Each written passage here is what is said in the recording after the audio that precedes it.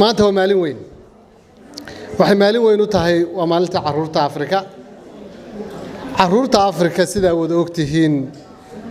qaaradaha kale adduunka caruurta Afrika dhibaato badan baa haysata iyagoo yar baa la askariyeeyaa waxa laga yaabaa percentage-ka ama saamiga hela waxbarasho inuu aad u yar yahay waxa laga yaabaa fursadaha shaqo in markay waaweynadaan ay ku adkaadaan caafimaadka waxa laga yaabaa inta 5 jir ka yar inay infant mortality rate uu ka badan yahay qaaradaha kale ee markaad u barbar dhigto Europe iyo Africa isu barbar dhigto caruurta 5 jir ka yar ee dhimata waxa qiyaasi kartaan Africa inta ay leegtahay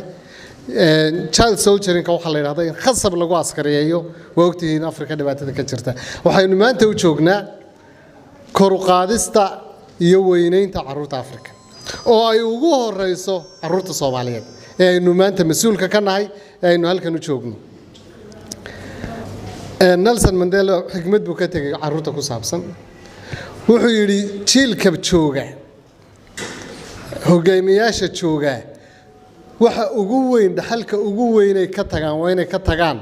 caruurta dalkooda oo faraxsan oo nabad haysata oo barwaaqo ku nool that's what Nelson Mandela said يعني wada kama hadal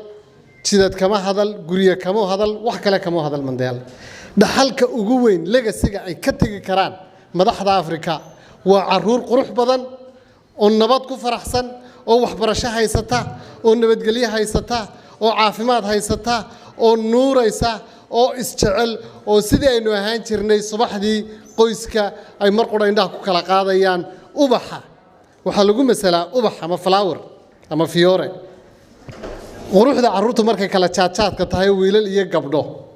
ee labis kala duwan istaan waxa lagu masalaa ubaxa ka baxa jardiinka sidoo uu kala jaad yahay ee uu qurux badan yahay ee indhaha u soo jiito ee uu qalbiga u raali galiyo caruurtu waa sida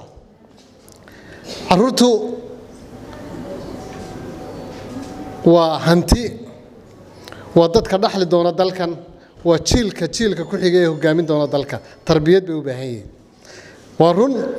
culeysyo dhaqaalaha jira mahmaah baan u malaynayaa Afrikaana ma aqaan inay xawsaad tahay inay sawxil tahay ayaa waxa la yiraahdaa caruurtu waa diamond waa precious stone laakiin aad u culus marka dhagax diamond ka tagi maysid laakiin uu culus yahay waxa laga hadlayaa tarbiyeyntiisa quudintiisa ilaalintiisa korintiisa waa diamond culus oo aad u baahan tahay inaad ka tagin aad qaado aad ilaaliso difaacdo u dhimato oo ku dhimato waxa ugu weyn ee inoo yaala oo hadda ay senator Simpson ka hadlaysay waa tarbiyada caruurta hadaynu nahay waalidiinta waa run xilbaan Maryan macallin si fiican bay u sheegtay waxay tiri caruurtu marka ay dhirgaanaysa xanayaan la sii dhunkado la sii sabab waa sax laakiin tarbiyad kale jirto qalafsan oo caruurteena oo dhan halaysay ama baabiisay nin gabiye oo Cabdi Salmaan la oran jiray Dr. Cabdi Salmaan baa wuxuu yiri ku dhufo dhirbaax iyo qaniin waa wax loo dhigay maamadu markay inankeeda yar la soo maago ma tiraahdo ha dagaalamin waxay ku tiraahdaa iska celi dil dhirbaax marka dhirbaaxada si ku koraya qofku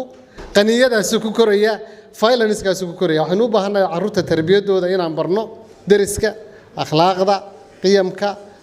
horumarka dal jacaylka wadaniyada diin jacaylka inuu ilmo yar oo jecel nabadda iyo horumarka iyo dalka marka waxaan u baahanahay tarbiyadan inaan xoog saarno waxa kale oo u baahanahay oo aan ku amaanaya wasiir Xaniifa dadaalka ay ugu jirto in la ansixiyo axdiga Afrika ee ilaalinta caruurta iyo daryeelkooda African Charter for Child and Welfare of Child of Africa axdigaas kii hore waynu ansixinay ee United Nations Convention of Child Rights laakiin ka Afrika 54 dal ee Afrika 50 baa saxeexay oo ratify gareeyay afar dal oo kaliya oo ay Soomaaliya ku jirto ayaan heshiiska caruurta ilaalinta iyo daryeelkooda saxeexin xukuumadda cusubna waan ku boorinaynaa inay dedejiso oo aynaan qeyrkeen ka harin oo aan leynoo qaadan dadaan caruurtoodaba dan kala hayn konton dal oo Afrika waa saxaxay afar kaliya dhiman oo Soomaaliya ku jirto iyo South Sudan iyo meelahaas waxaan u baahanahay inaan barnaamijkan dardar galino waxaan u ducaynaynaa hoggaanka cusub ee dalka madaxweynaha iyo ra'iisul wasaaraha in ilaahay xilka u fududeeyo in ilaahay ku garab galo in ilaahay guuleeyo madaxda qaranka oo guuleysatay waa qaranka oo guuleystay madaxda qaranka oo guuleysatay waa qaranka oo guuleystay madaxda qaranka oo guuleysatay waa qarankeena oo guuleystay maanta waxa ay ugu weynaynu u baahannahay waa amni iyo horumar iyo inaynu qayrkeen iska celino aynu la jaan qaadno sida kaliya lagu gaari karaana waa in madaxda la shaqeeyo waa in la ilaawo ololihii iyo isriixriixii doorashada oo loo gundadmo wax wada qabsi iyo wax wada dhis iyo horumar iyo iskarabsasho dhalinyaradu waa inay isbarbar taagaan dawladnimada haddii aanay isbarbar taagin fashil baa imanaya dhalinyarada Soomaaliyeed meel kasta ay joogaan waxaan ku boorinayaa in dawladnimada iyo hayaanka cusub ay isbarbar taagaan oo ay taageeraan oo ay u soo baxaan sidii ay dawladooda ay u guuleysan lahayd markaas iyaguna guuleysanayaan waxbarasho helayaan nolol helayaan amni helayaan shaqo helayaan dhaqaale helayaan guriyo helayaan horumar helayaan magac iyo taariikhna ay helayaan dawladnimadeenu ha guuleysato dawladnimadeenu ha guuleysato aad iyo aad baa u mahadsantihiin